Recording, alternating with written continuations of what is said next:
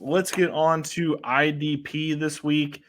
We'll just kind of talk through some of the power players for this week. Some guys that we're kind of looking at that maybe are flying under the radar. One of the under the radar guys that I kind of want to start with was Harrison Phillips. I've kind of been watching him. Dalvin Tomlinson left the Vikings, and so Harrison Phillips has finished or started in that role. It apparently, if you have a DT specific spot on your team, he is actually doing quite a bit good at that position for the Vikings, and he's having a really good season so far for IDP purposes. No, he absolutely is, and you see Harrison Phillips, man. 21 tackles. That's crazy for defensive tackle, and the Vikings are blitzing almost half of the time, like 49% of the time they are blitzing the other team. So it's creating a ton of opportunities for him. I like that, though. Yeah, he is a good player. Joe, do you have anybody that you're looking out for this week? Well, I really want to see if Danielle Hunter can continue this sack streak. He's got 4 in 2 games here, which would, the pace of that is ridiculous, which won't happen. But I want to see that continue on that thread with the Harrison Phillips.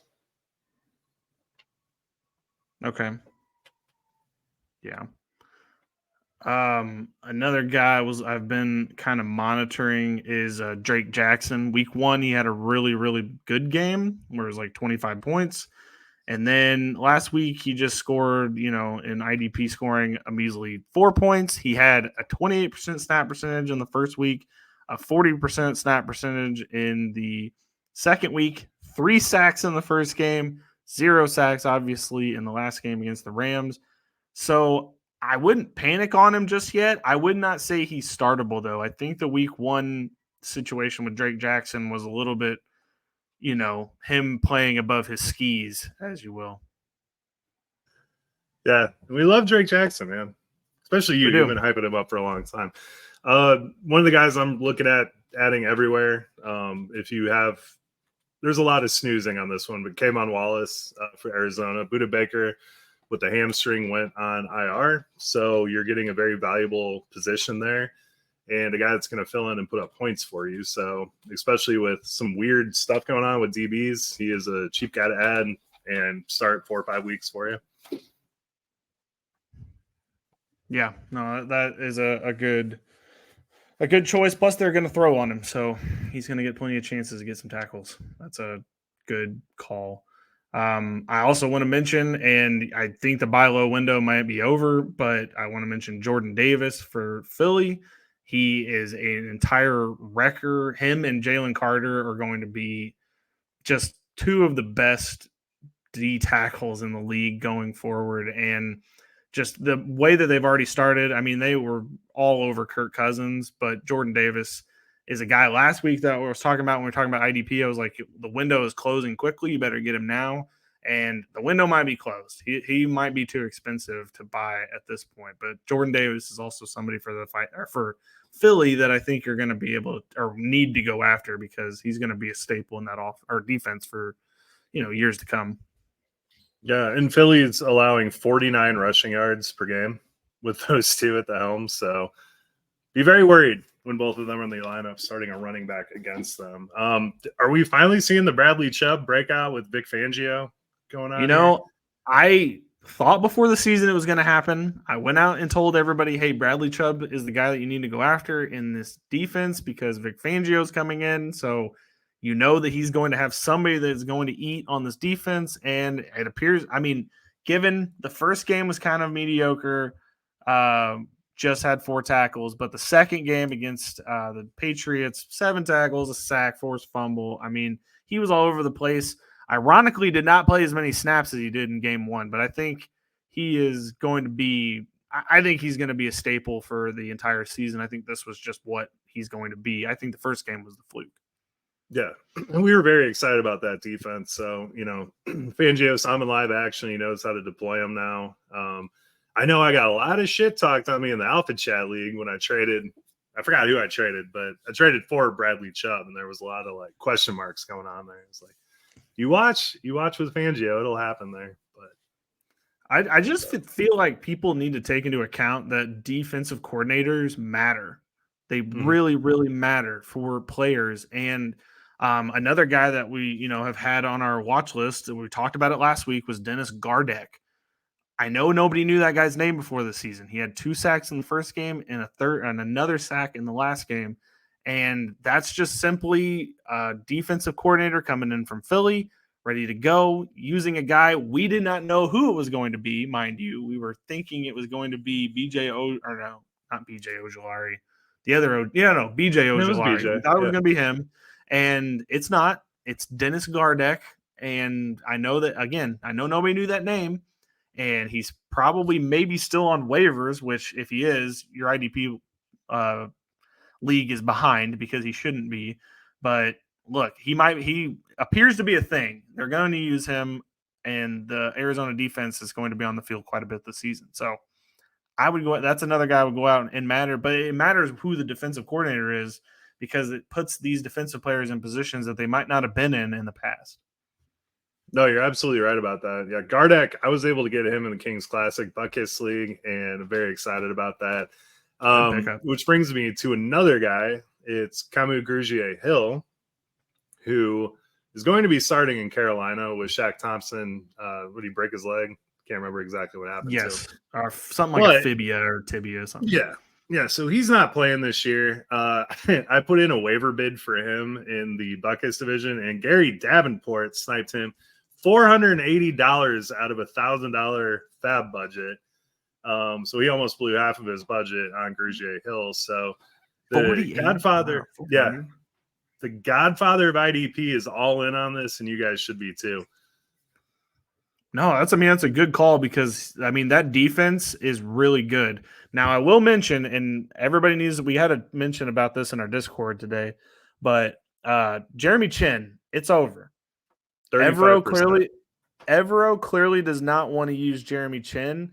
And while we all think that he's a really good player, and while he may thrive in another situation that's not with the Panthers, this isn't it.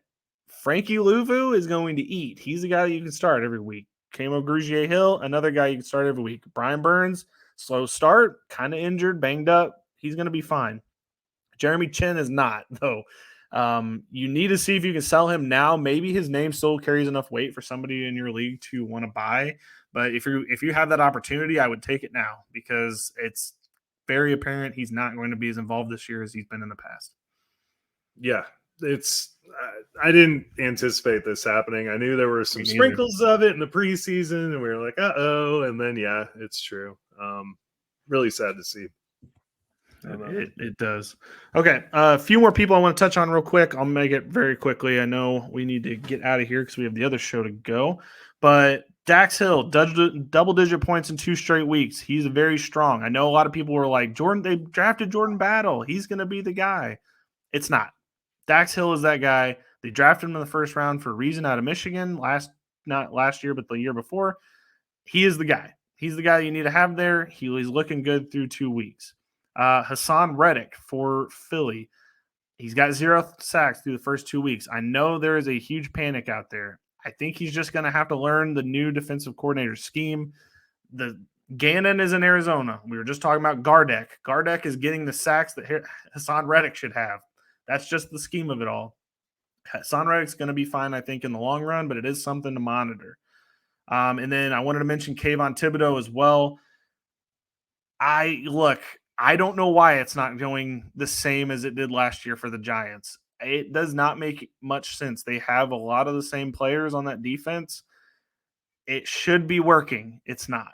I don't know why. I can't explain it.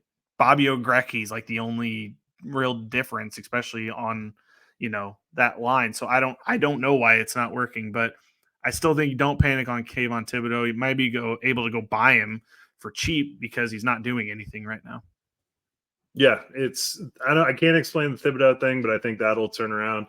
Hassan Reddick, you'd have to assume, is having trouble seeing between Jordan Davis and Jalen Carter right there. Yeah, so that could be. Maybe it's a vision problem more than anything.